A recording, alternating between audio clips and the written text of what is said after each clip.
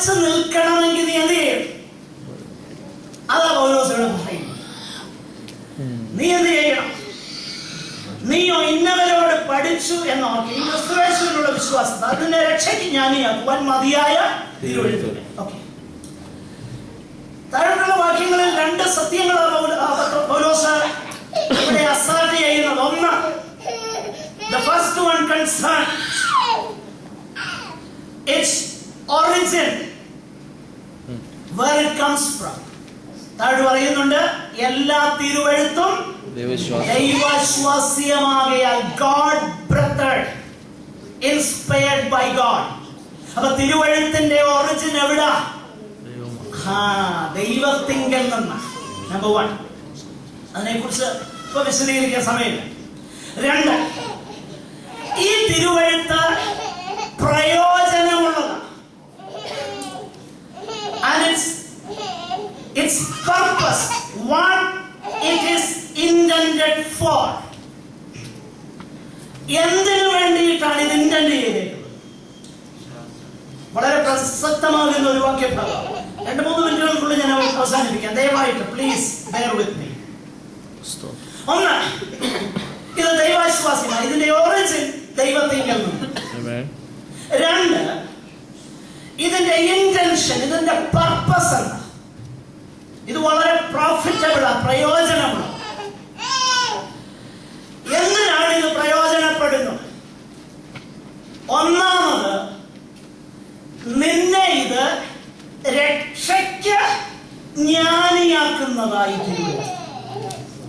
തിരുവെഴുത്തിന്റെ ഒന്നാമത്തെ പ്രയോജനം, തിരുവെഴുത്തിനാലാണ് ഒരു വ്യക്തി രക്ഷിക്കപ്പെടുന്നത്. അതുകൊണ്ടാണ് യാക്കോബിന്റെ ലേഖനം 1:18 പെട്ടെന്ന് വായിച്ചോ.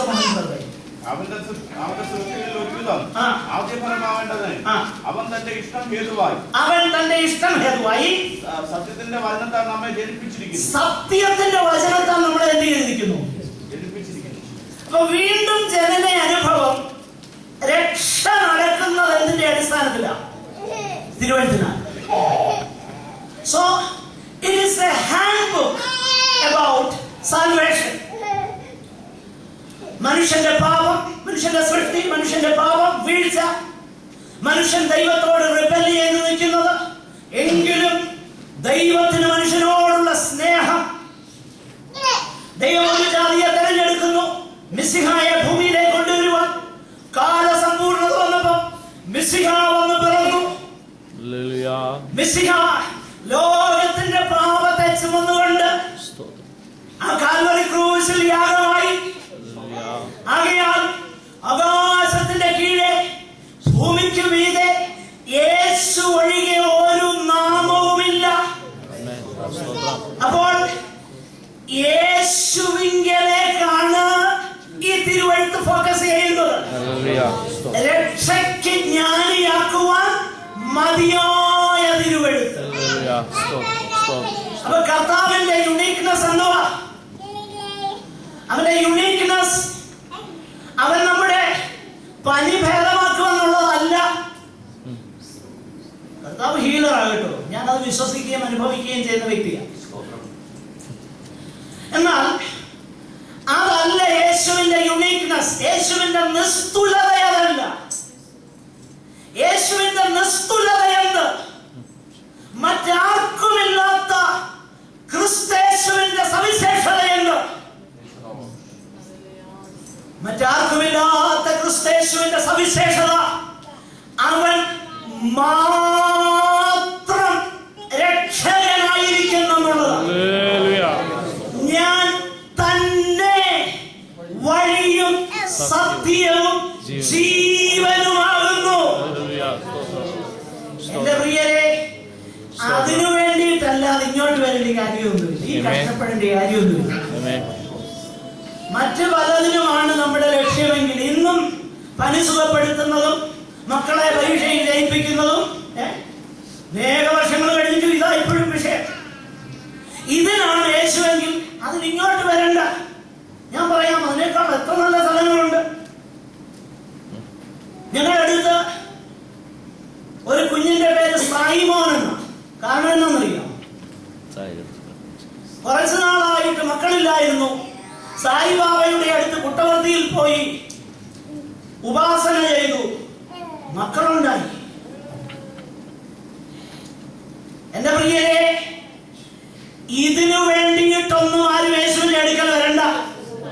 കർത്താവ് അത് ചെയ്യണമെന്നൊന്നും ഞാൻ പറയുന്നത്. കർത്താവിന്റെ സവിശേഷത അവൻ മാത്രം രക്ഷകനാണെന്ന്. അവൻ മാത്രം കേട്ടോ.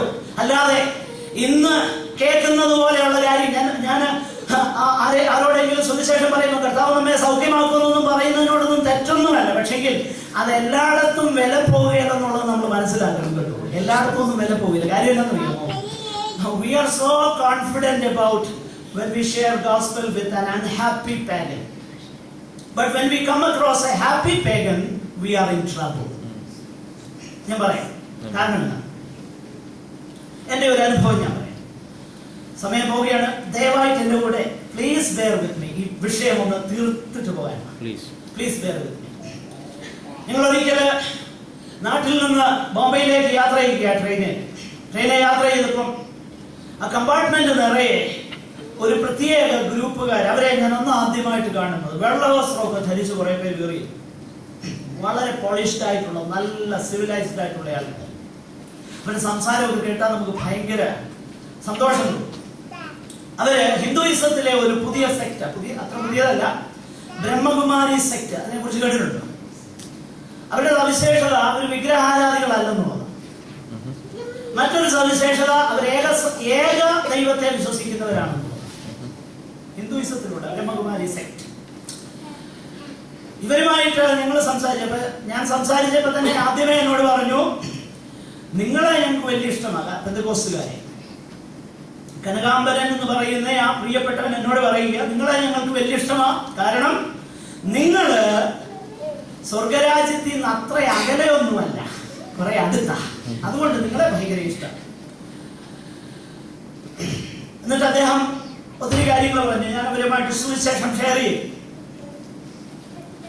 അപ്പൊ അങ്ങനെ പറഞ്ഞുകൊണ്ടിരുന്നപ്പോഴാ അടുത്ത കമ്പാർട്ട്മെന്റിൽ ഇരുന്ന ഞങ്ങൾക്ക് പരിചയമുള്ള ഒരു പെന്തക്കോസ്തുകാരൻ, ഒരു സുവിശേഷകന, ഒരു സെൽഫ് സ്റ്റൈൽഡ് സുവിശേഷൻ. അദ്ദേഹം പെട്ടെന്ന് ആവശ്യമില്ലാതെ കയറി അതിന്റെ ഇടയ്ക്ക് പറയാൻ തുടങ്ങി. അപ്പൊ ഈ കുടുംബത്തിൽപ്പെട്ട ഒരു കുഞ്ഞ് ഏകദേശം 10 വയസ്സോളം വരും. ആ കുഞ്ഞ് ബധിരയും ഊമയും. ആദ്യമേ കയറി പറഞ്ഞു, യേശുവിൽ വിശ്വസിക്കാമെങ്കിൽ ഇവർക്ക് സൗഖ്യം വരുമെന്ന് പറഞ്ഞു. ഈ കനകാംബരൻ പറഞ്ഞ മറുപടി I will never forget. ഞാൻ പറഞ്ഞു, മറുപടി കേൾക്കണം. ഞാൻ പറഞ്ഞതാ, എന്റെ സുഹൃത്തെ, ഞങ്ങളുടെ പിതാവ് അറിയാതെയല്ല ഇവൾ ഇങ്ങനെ ബധിരയും ഊമയായിട്ടും ജനിച്ചത്. പിതാവിന്റെ ഇഷ്ടം, അവര് ദൈവത്തെ പിതാവിനാണ് വിളിക്കുന്നത്. പിതാവിന്റെ ഇഷ്ടം അവള് ബധിരയും മൂകയുമായിട്ട് തുടരുകയാണെങ്കിൽ അങ്ങനെ ആയിക്കൊള്ളട്ടെ, ഞങ്ങൾക്ക് ദുഃഖമില്ല എന്നോ പറയുന്നതോട് ചിന്തിക്കും. അവിടെ യേശുവിന്റെ യുണീക്നെസ് അല്ല, അവിടെ യേശുവിന്റെ യുണീക്നെസ് സൗഖ്യം തരുമെന്നുള്ളതല്ല. അവിടെ യേശുവിന്റെ യുണീക്നെസ്, സുഹൃത്തെ, രക്ഷ പ്രാപിപ്പാൻ യേശു എന്ന ഒരു മാർഗമേ ഉള്ളൂ, വേറൊന്നുമില്ല. അതാ ക്രിസ്തുവിന്റെ യുണീക്നെസ്, അതാ കർത്താവിന്റെ നിസ്തുലത. അതുകൊണ്ടാണ് യേശു കർത്താവിന്റെ അടുക്കൽ നിന്ന് ശിഷ്യന്മാര് മടങ്ങിപ്പോക്കൊണ്ടിരുന്നപ്പോ അത്ഭുതങ്ങളും അടയാളങ്ങളും ചെയ്തവർ, നിങ്ങൾക്ക് എന്റെ രക്തം കുടിക്കാതെയും എന്റെ മാംസം തിന്നാതെയും നിങ്ങളുടെ ഉള്ളിൽ ജീവനില്ല എന്നൊക്കെ പറയാൻ അങ്ങോട്ട് യേശു തുടങ്ങിയപ്പോ 6-ാം അധ്യായം യോഹന്നാന്റെ സുവിശേഷം 66-ാം വാക്യത്തിൽ, അന്നു മുതൽ അവന്റെ ശിഷ്യന്മാരിൽ അനേകർ പിൻവാങ്ങിപ്പോയി, പിന്നെ അവനോട് കൂടെ നടന്നതുമില്ല. യേശു പറയുന്ന ഒരു കാര്യമുണ്ട്, എന്താ? നിങ്ങൾക്കും പോകാൻ മനസ്സുണ്ട്. പത്രോസിന്റെ മറുപടി ഏറ്റവും പ്രസക്തമാണ്. പത്രോസ് പറയുന്നു, എന്റെ പൊന്നു കർത്താവേ, എങ്ങോട്ട് പോകാനാ? ഞങ്ങൾ എങ്ങോട്ട് പോകാനാ? നിത്യ ജീവന്റെ മൊഴികൾ നിന്റെ പക്കലുണ്ട്. മനസ്സിലായോ? നിന്നെ രക്ഷയ്ക്ക് ജ്ഞാനിയാക്കുക